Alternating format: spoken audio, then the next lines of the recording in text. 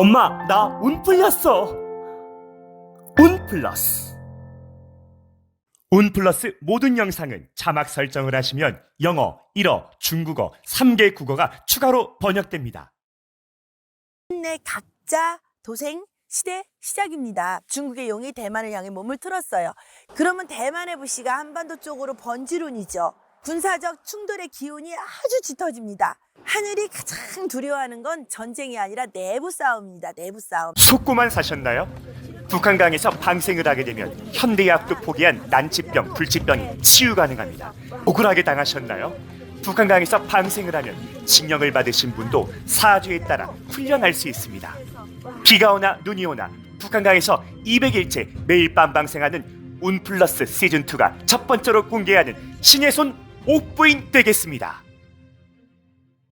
최고의 개운법, 국내 최초 태국 파타야 방생 1차기도 모집합니다. 내년 병오년 불바다가 되는 우리나라, 그래서 살 길을 마련했다. 태국산 바다 물고기로 인원수만큼 뿌려드립니다. 삼재풀이 홍수막이 대신 가능하며 그만큼 엄청난 효과를 보장하겠습니다. 내용은 이와 같습니다.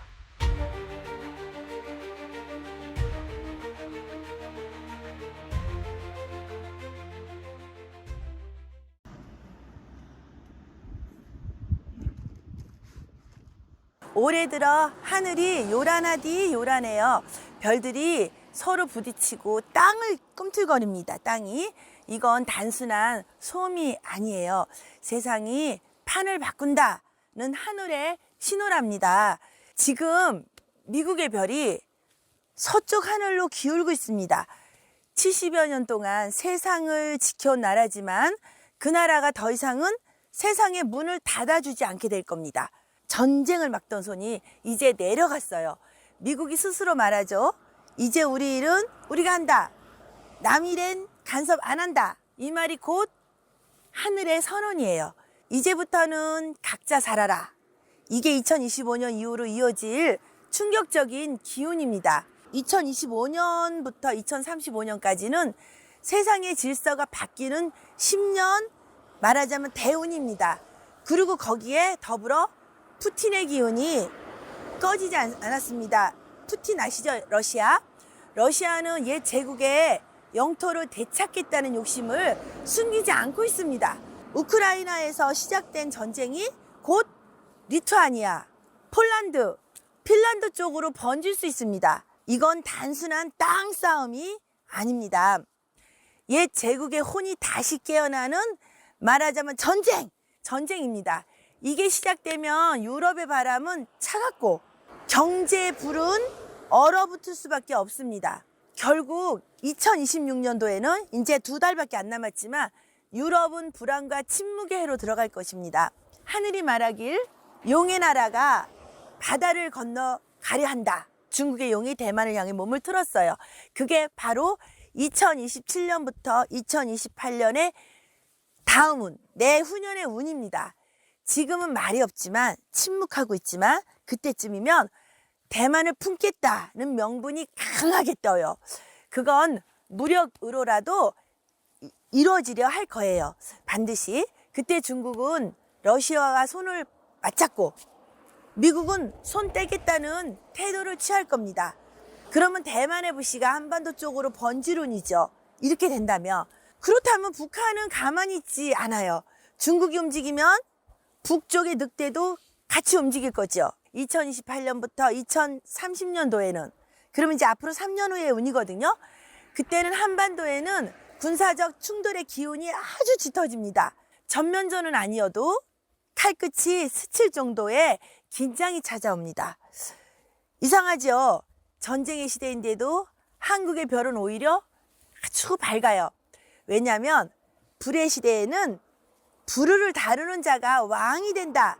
그 불이 곧 무기예요, 무기. 그래서 한국의 철, 불, 이 손의 기운이 전 세계로 뻗습니다. 싸고 빠르고 믿을 만한 나라. 전쟁이 돌면 무기를 사야 하고 그 무기를 제일 잘 만드는 나라가 바로 지금 한국이에요, 한국. 그래서 하늘이 한국에 기회를 줬죠. 칼을 팔되 칼끝을 조심해라. 이건 부와 위험이 같이 오는 운이에요. 부는 열리지만 잘못 다루면 재앙이 됩니다. 하늘이 얼음을 녹이고 있습니다. 북극의 문이 열리고 있고 그건 단순한 자연현상이 아니라 새로운 길의 열림입니다. 그 길로 누가 먼저 들어가느냐? 러시아와 바로 중국입니다. 에휴 참, 그들은 벌써 준비하고 있습니다. 얼음이 녹으면 그 길은 우리의 바다가 될 거예요. 바다가 됩니다. 이게 그들의 속셈이죠. 곧 얼음만 녹기를 기다리고 있는 게 바로 그들의 속셈입니다. 여기는 바다가 아니지만 이렇게 아름다운 한국의 바다, 남해와 서해, 동해가 중국의 배로 가득 찰 징조가 보여요. 그건 무역이 아니라 점령의 기운입니다, 여러분. 보이지 않는 침투지요. 한국의 삼면이 중국의 그림자에 덮인다. 이건 하늘이 경고하는 부분이죠. 돈과 거래에는 눈이 멀면 영혼이 묶이는 운세가 따라와요. 그리고 또 한 가지, 미국은 북쪽에 얼음을 깨려 하고 얼음 깨는 배, 세빙선을 만들어서 북극의 길을 지키려 합니다, 미국이. 그런데 그 세빙선을 만들 수 있는 나라가 많지가 않아요, 결코. 그 중에 바로 한국이 그 세빙선을 만들 수 있습니다. 하늘은 이렇게 말합니다, 여러분. 북쪽에 얼음을 깨는 자가 남쪽에 불을 다스린다. 어려운 말이지만 곧 한국은 그 둘 다 쥐고 있죠. 전쟁의 불과 기술의 얼음, 이 두 기운을 잘 다스리면 2030년대 중반까지는 한국은 전 세계에서 손꼽히는 강국의 운세로 들어가요. 하늘이 가장 두려워하는 건 전쟁이 아니라 내부 싸움입니다. 내부 싸움. 한국이 안에서 싸우면 그 틈으로 외세의 기운이 들어옵니다. 북쪽이 도발하고 안에서는 진영이 갈라지고 그 기운이 섞이면 나라의 근간, 뿌리가 흔들려요. 밖에 적은 칼로 막지만 안에 적은 혀로 막는다. 그렇게 하늘이 이루시고 계십니다. 그래서 지금의 화합이 복이에요. 말을 아끼고 진영을 줄이고 하나로 뭉치면 한국의 기운은 더 세져요. 전쟁의 기운이 동서로 확산되면서 결국엔 패권 교체로 미국의 별이 쇠락합니다. 끝내 각자 도생 시대 시작입니다. 한국은 불의 별이 상승해서 K기술, 무기, 그 다음에 산업 호황이고요. 아시아 용의 움직임으로 대만, 한반도 주변 긴장 상태가 옵니다. 북극 얼음의 문이 열리면 그걸로 인해서 러시아와 중국의 치열한 패권 전쟁이 닥쳐올 것은 자명합니다. 무당의 마무리 점사로서 이제 세상은 불의 시대에 불은 재앙이 되기도 하고 부가 되기도 한다. 칼의 시대에 칼을 잡되 피를 흘리지 말아야 하겠습니다. 미국의 별은 지고 한국의 별은 뜨나 그 별빛은 오래가지 못합니다. 서로 싸움은 꺼지고 하나가 되면 바로 하늘에 닿는 이치죠. 이상 개인의 운세와 미래가 궁금하신 분들은 전화 주시면 정말 진심으로 도움드릴 것을 약속드리고, 신의 손 옥부인이 이렇게 유튜브를 통해서 구독자님들께 앞으로 다가올 우리 시대에 3년에서 5년의 예언을 했습니다. 고맙습니다.